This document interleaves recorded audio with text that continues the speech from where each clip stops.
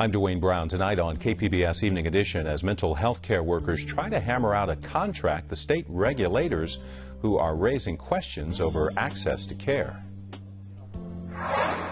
And we continue the investigative report by our media partner, iNewsSource, into a well-known San Diego attorney and possible conflicts of interest. I'm Peggy Pico with the details and... No veía crecer a sus hijos más. La Tierra de los Adioses, the land of goodbyes, kicks off USD's Transborder Institute Border Film Week with the human side of immigration. Life is good in San Diego, but things could change on a dime, and we need to be prepared.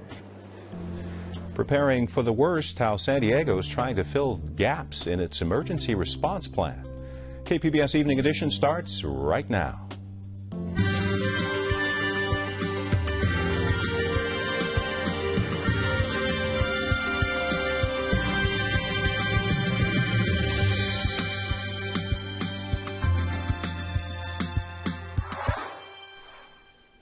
Hi, good evening. Thanks for joining us. Here we go again. There's a deadline looming on Capitol Hill. The Department of Homeland Security may shut down if Congress fails to pass a key funding bill very soon. Part of the problem, measures aimed at reversing President Obama's immigration orders have been stalling the bill. Senate Republicans are trying to craft a separate measure for this issue. Homeland Security's $40 billion budget is set to run out at midnight Friday. City of San Diego is updating its plan for how to handle major disasters, from terrorist attacks and hazmat spills to earthquakes and wildfires. KPBS reporter Claire Trageser tells us where the gaps are and what's being done about them. It's horrible to imagine, but what if there were a terrorist attack like the Boston Marathon bombing next to San Diego City Hall? Lots of city departments and the city council would have to move to different locations so they could go on serving residents. Those alternate locations are supposed to be named in what are called continuity of operations plans. Each city department is supposed to have one. But an audit released last summer found that all but one city department either didn't name a location, picked a bad location, or pick the same spot as other departments without knowing who would get priority. City Councilwoman Marty Emerald heads the Public Safety Committee. She says San Diego has always been behind the curve in its security plans. Not so much unsafe, but not as prepared as we all need to be. You know, sometimes the message goes in one ear and out the other, I think. We assume that disaster happens to somebody else. The audit was focused on the city's Office of Homeland Security. No, it's not a federal office, but a city department.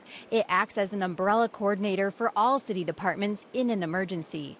Director John Valencia says he's now working to help update the city's emergency plans. He says the mayor's office got a complete plan in 2012, but other city departments didn't. There were the other offices that, for whatever reason, I think it might have been lack of resources, either consultant support or Office of Homeland Security staff or availability, that did not get fully resolved continuity of operation annexes.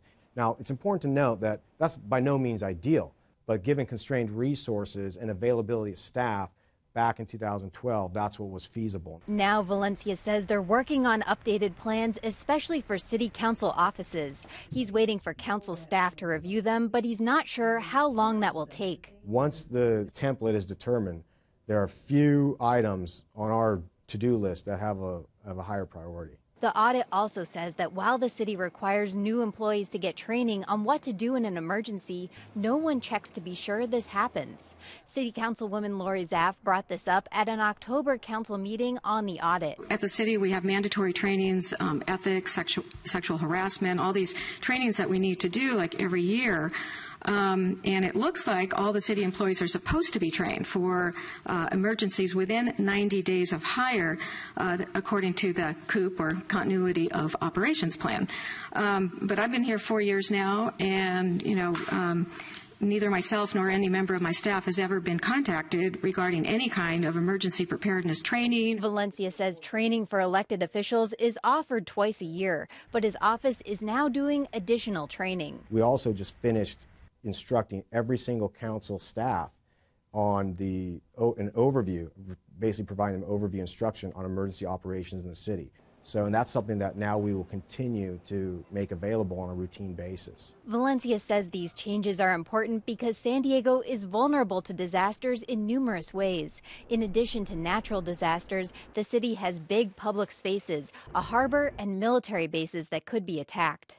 Councilwoman Emerald says she hopes the audit will help shake up San Diego and remind everyone to be prepared. We have to keep working it to make sure that people don't become complacent and that everybody understands that life is good in San Diego, but things could change on a dime, and we need to be prepared.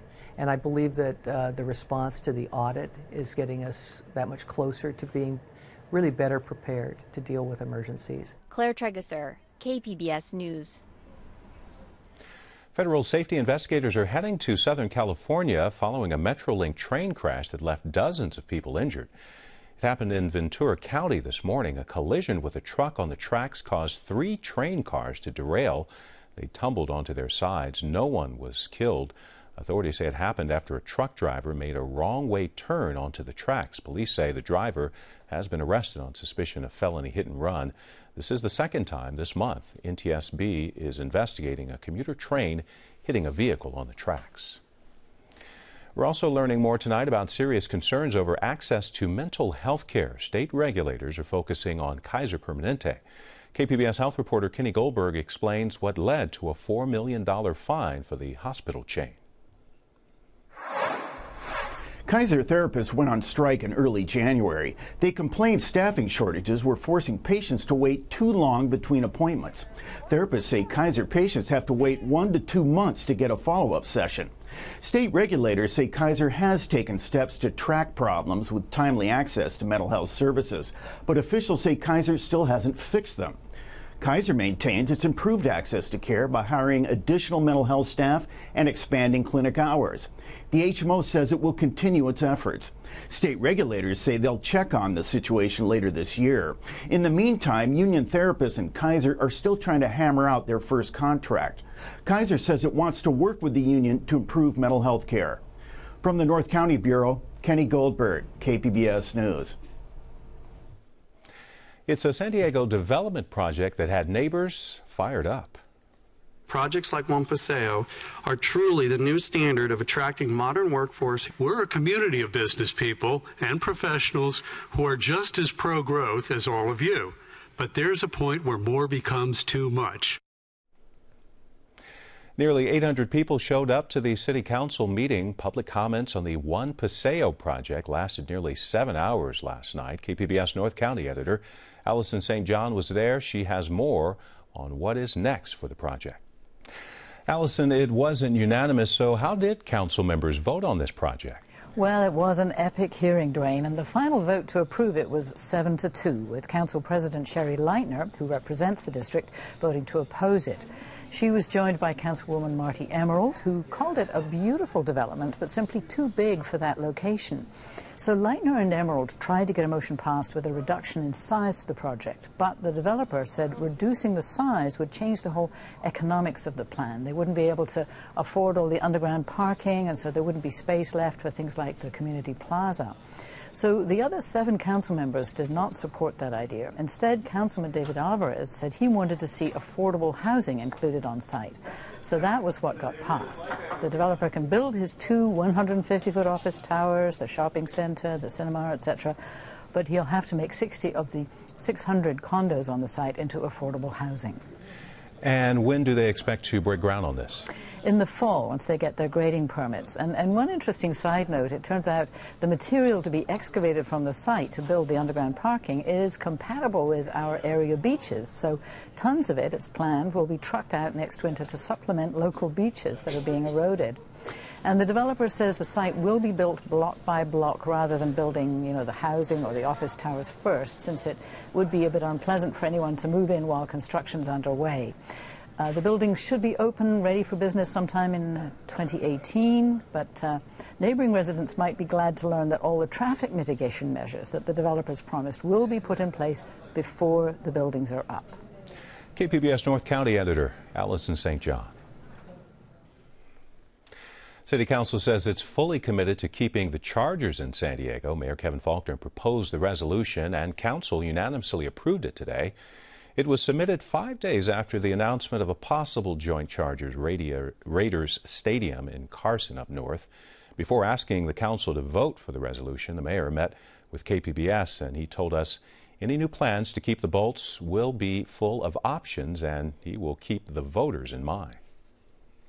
It's got to be a plan that I think looks at a variety of different options, a variety of different revenue sources, but most importantly, a plan that San Diegans and taxpayers are going to support, and it has to be a fair deal. I'm not interested in it if it's not a fair deal.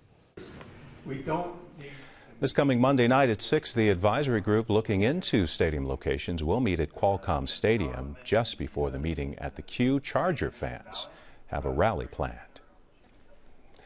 The race to build a new football stadium continues. Inglewood City Council votes tonight on a plan to build an NFL stadium for the St. Louis Rams. An approval would allow the city to avoid a public vote, sidestep a long environmental review, and speed up the construction of that new stadium. In a follow-up to an investigative story we told you about last night from our media partner iNewsSource, more details now are emerging about one of San Diego's most influential attorneys. Peggy Pico has the story. We first told you about Corey Briggs last night. He's a well-known attorney known for fighting for the environment, and he's a lawyer who goes after developers who are not following the rules. But an iNewsSource investigation raises questions about Briggs' business practices in some of those lawsuits. iNewsSource reporter Brad Racino joins me now with the details. And Brad, remind us again who Corey Briggs is and why he seems to have so much influence here in San Diego. Sure. So Corey Briggs is a well-known environmental lawyer here in town. He has sued many big-name projects over the years, including the B Street Cruise Ship Terminal, the Sunroad Harbor Island Hotel, but he also got in the public spotlight in 2013 when he was one of the first 3 people to publicly call for Mayor Filner's resignation. It was him, Donna Fry, and Marco Gonzalez who stood on those steps and called for the resignation. Now, we're just looking at a picture of Corey Briggs. We invited him here at KPBS to join us, but he did not make it in time for this interview and has not gotten back to us as of yet. So in this part of your series, you reveal who Corey Briggs is married to and how that might influence some of these lawsuits. Tell us about that. Sure. So his wife's name is Saricia Cacciatore, and she is actually a biologist, or was a biologist, for Helix Environmental Planning for at least 8 years. And Helix is actually a consulting company that's under contract with many different government agencies, including the City of San Diego, the Port of San Diego, to help those agencies comply with the California Environmental Quality Act. And Briggs is known for suing some of those same agencies and others over the California Environmental Quality Act. So that's who she is. So in a nutshell, so were you able to, let me ask you this instead, were you able to list any specific development projects Briggs' wife's worked on to projects that Corey Briggs sued? No, we have not found any reports with her name on it, any environmental impact reports that Helix issued with her name on it that he then sued over. Not one report with her name on it. But according to our experts that we interviewed, that really doesn't matter. Here's actually Ed McIntyre. Here's what he had to say about an issue. He's a prominent local lawyer. He said, quote, "When your wife is in a position to convey confidential information, whether she's conveying it or not, she has the ethical obligation to inform the Port Authority." In this case, he's talking about the Port Authority, end quote. So your experts agreed. Of course, this wasn't you. You had several experts that looked at this and said this was at least questionable, if not unethical. Right, right. When she's doing work for those same agencies that he's suing, yeah.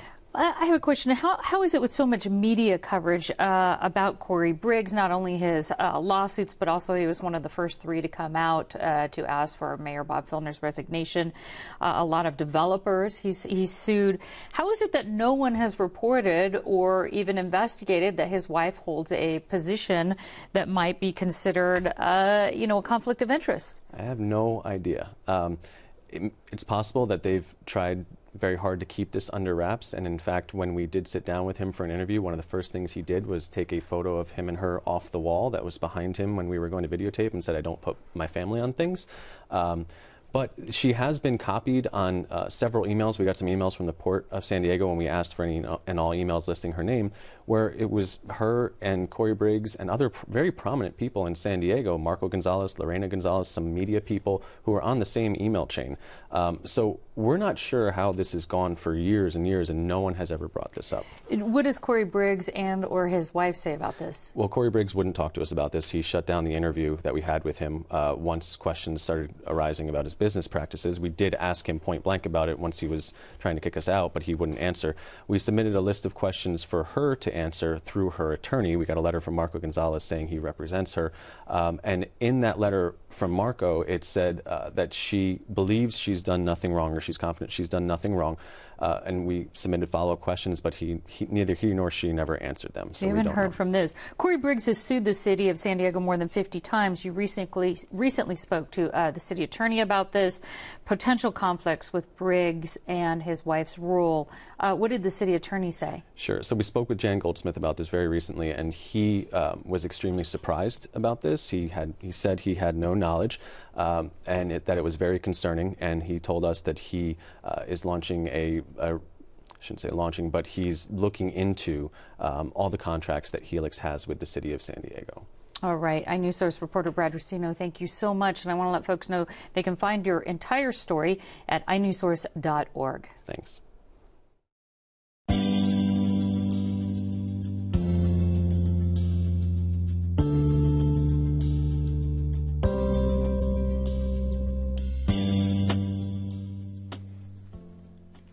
California's plastic bag ban has been put on hold. The Secretary of State's office says a ballot measure challenging the ban is qualified for the November ballot next year. Now environmental groups are calling on the mayor to revive the city's plastic ban. San Diego Coastkeeper says City Council approved it last fall but didn't follow through because the state legislation also passed. San Diego's first and only residential treatment center for young veterans suffering from brain injury and post-traumatic stress are celebrating a significant milestone, the Aspire Center's one-year anniversary in Old Town. You're going to learn today. That's what I'm talking about, dog. That's right. Like comrades in arms, these fellow military veterans are bonding over food and learning how to make lasagna from scratch. Now I feel at home. Finger If you guys realized, we did not add a single ounce of salt. The teaching kitchen at the Aspire Center is designed to create a comfortable atmosphere that helps with recovery. All that.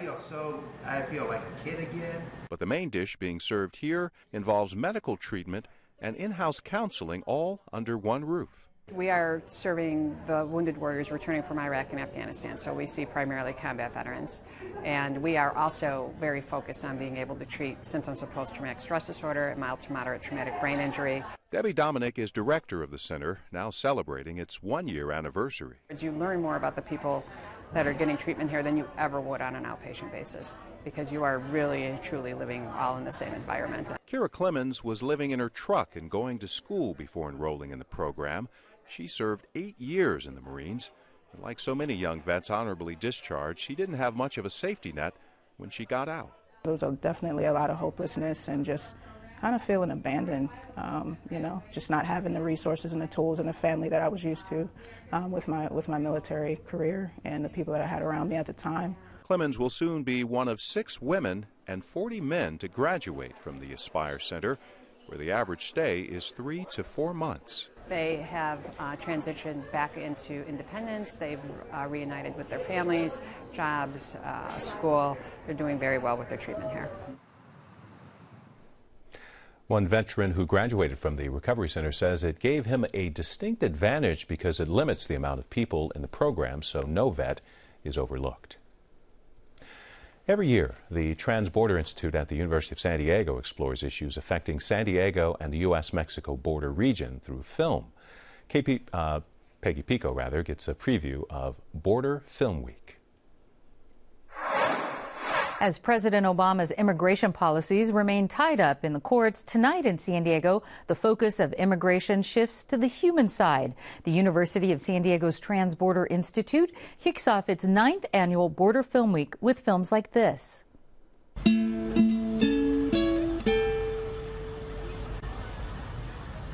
no veía crecer a sus hijos. Más, mis niños crecen nada más sin conocer a su papá, pero ya cuando él venía pues ya estaba más grande. The featured films focus on migration, violence, and human rights. Chantal Flores, producer of the film La Tierra de los Adioses, The Land of Goodbyes, and Ev Mead, director of USD Transborder Institute. Welcome to Evening Edition. Thank you. Now, Chantal, the clip we just saw from your film, The Land of Goodbyes, screens tonight at the festival. You offer this sort of overlooked perspective on immigration. What is your film about?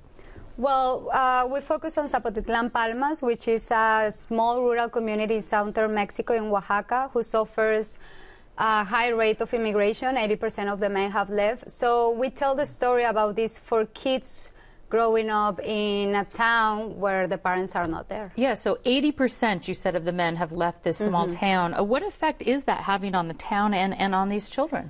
Well, there are so many effects, right? Like, for instance, the women are working by themselves. They are doing the jobs, the agricultural tasks that the men were supposed to do.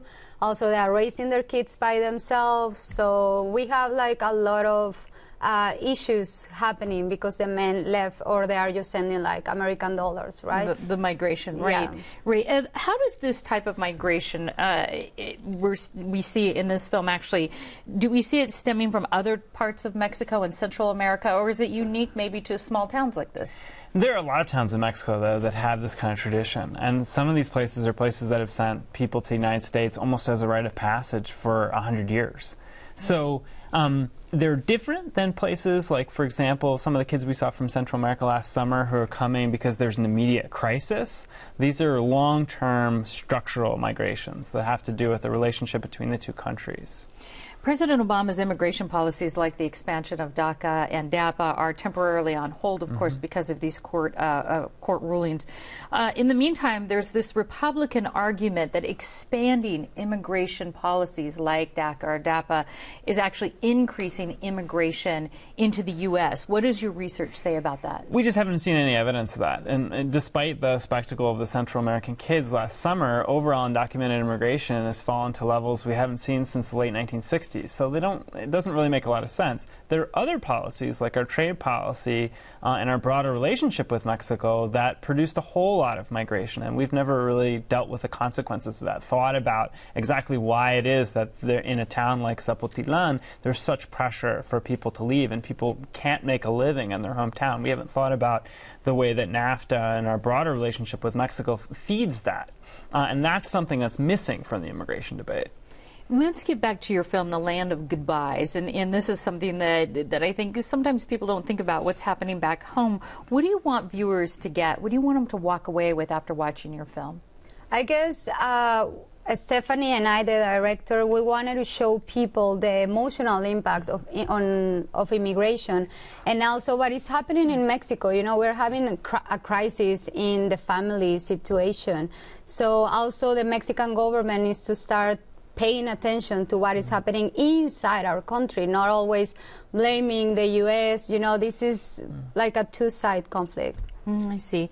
If you could briefly tell us about some of the other films, actually, at Border Film Week. Is there a theme that particularly ties all of these films together? You know, I think the theme is the complexity of Mexico right now. On the one hand, there are huge crises that we all talk about with the drug war, with migration, with corruption. But on the other hand, there's an enormous amount of creative work coming out of Mexico. And there are great human stories, like the story in our film tonight, or the story of crime scene investigators and journalists on the streets at night, in our film tomorrow night. Or in our film on Thursday, Reportero, which is about reporters in Tijuana, where we'll feature a couple of local Tijuana reporters who are in the film. They're going to come and talk with us after the film. It gets at that. It's that creative side of this, as well as just the heaviness of the crisis. It's the promise of the border, as well as the problems that we're all really familiar with. And from what I've seen, this sort of intimate look on both sides. Well, Chantal Flores and Ev Mead, thank you so much. And I want to let folks know that Border Film Week starts tonight, February 24th, and runs through the 26th at the Joan Kroc Institute for Peace and Justice Theater. Films are free, and they start at 6 p.m.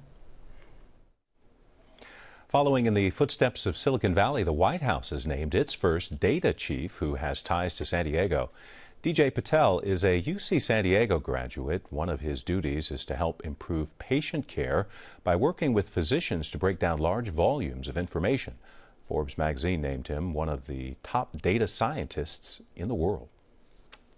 I'm Gwen Eiffel. On the next news hour, the deadline nears to reach a deal to fund the Department of Homeland Security. That's Tuesday on the PBS NewsHour.